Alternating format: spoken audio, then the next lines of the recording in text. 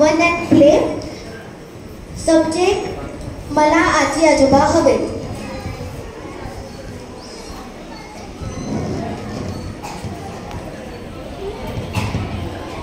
काय ग आजी, ओरडू नकोस ना. उठतो ना मी, झालंय माझ्यावरून. हो हो, नाही होणार उशीर, उठतो मी. नको ओरडू ग आई, उठतो ना. आजी म्हणते ती बरोबर आहे. काय बरोबर आहे ग? एक दिवस तरी मला जास्तीचे झोपू दे ना. तुम्ही दोघं मला किती त्रास देता.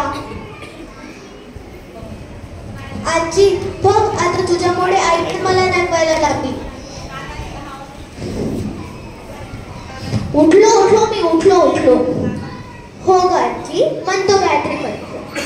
काय वेळ नाही मला. काय झोपायला पण गाडीत बंदायला वेळ. ठीक आहे बाबा, म्हणतो. काय होते का माहित नाही त्याच्याने.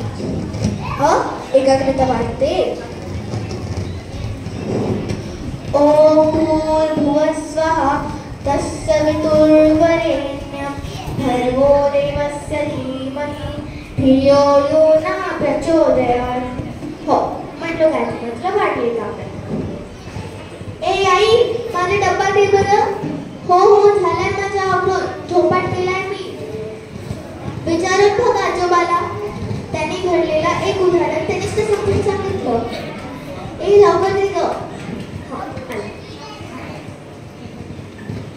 बाय आजी, बाय आजोबा, बाय आई. चला चला लवकर शाळेत पोहोचलं पाहिजे.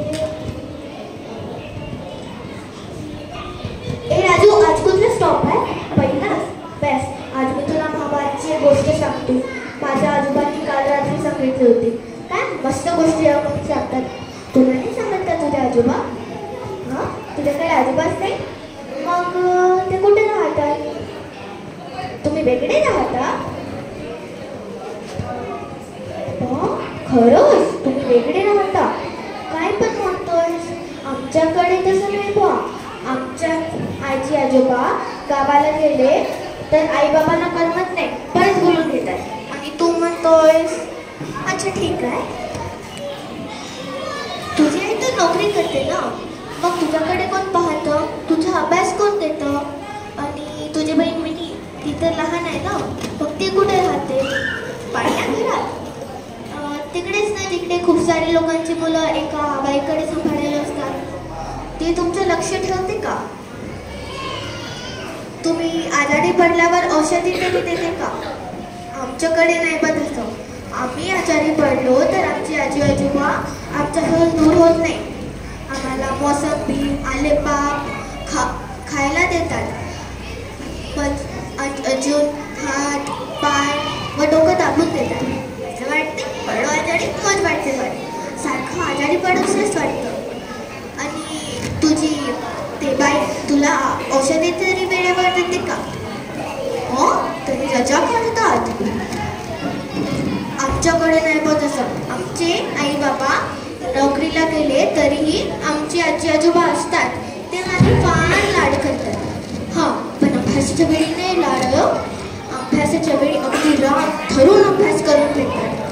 पाढे म्हणून घेतात, कविता म्हणून घेतात. म्हणून मला काही पाठही करायला लागत नाही. म्हणूनच तर माझा पहिला नंबर येतो. आणि मेन म्हणजे काय आहे ना, आजी दिवसभर काही ना काही काम करत राहते. म्हणून आई आल्यावर तिला कंटाळा येत नाही. आणि मग आई पण आजी आजोबाची तेवढीच काळजी घेते. स्वयंपाक, अरे आई आल्यावर आई स्वयंपाक करते. सारखं का आजीला स्वयंपाक करायचं? आणि आई पण म्हणतो तू पण तुझ्या आई बाबांना सांग आजी आजोबाला घरी बोलून घ्यायला. मग बघ किती मजा येते. आणि मग आम्ही 5वी वर्गात. पण त्याच्यासाठी अभ्यास करायला लागला पाहिजे. पुस्तक काढ, अभ्यास कर. मी तुला महाभारतची गोष्ट सांगतो. कर महाभारत. याच्यात तात्पर्य हेच आहे की काही लोक आपल्या आई बाबांना खेडेगावात किंवा प्रेमात सोडून देतात. असं करू नये. त्यांच्या नातवंडांकडून त्यांना हडपून खाऊ नये, कारण ते त्यांची एक झाडासारखी सावलीकडे असतात. त्याच्यात त्यांनी सुखरूप